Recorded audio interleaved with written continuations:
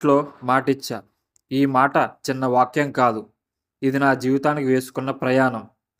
ఆ రోజు ఇంటి గడప దాటినప్పుడు నా చేతిలో డబ్బు లేదు. భవిష్యత్తుపై స్పష్టత లేదు. కానీ హృదయంలో ఒక బలమైన మాట ఉంది.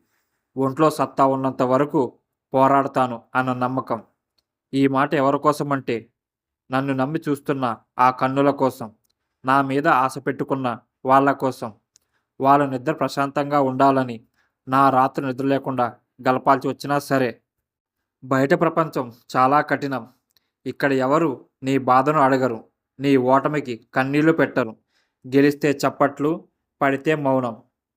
ఎన్నిసార్లు ఒంటరిగా అనిపించిందో నాకు తెలియదు. ఇది నా వల్ల కాదేమో అనిపించిన క్షణాలు ఉన్నాయి. కానప్పుడు గుర్తొచ్చింది ఇంట్లో ఇచ్చిన మాట. ఆ మాట నన్ను మళ్ళీ నిలబెట్టింది. ఆ మాటే నన్ను ముందుకు నడిపింది. ఓడిపోవడం తప్పు కాదు. మాట మర్చిపోవడమే నిజమైన ఓటమి. నా శరీరం అలసిపోయినప్పుడు నా మనసు నన్ను లేపింది. ఇంకా సత్తు ఉంది. ఇంకా శ్వాస ఉంది. అంటే ఇంకా పోరాటం మిగిలుంది అని. ఈ పోరాటం డబ్బు కోసం కాదు. పేరు కోసం కాదు. గౌరవం కోసం. నా వాళ్ళు తలెత్తుకొని నిలబడే రోజు కోసం. ఒక్కరోజు విజయం వస్తుంది. లేదా రాకపోయినా ఈ సత్యం మాత్రం మిగులుతుంది. నేను వెనక్కి తగ్గలేదు. మాట తప్పలేదు. లో మాటిచ్చా. ఒంట్లో సత్తు ఉన్నంత వరకు పోరాడతానని. ఇది నా కథ కాదు.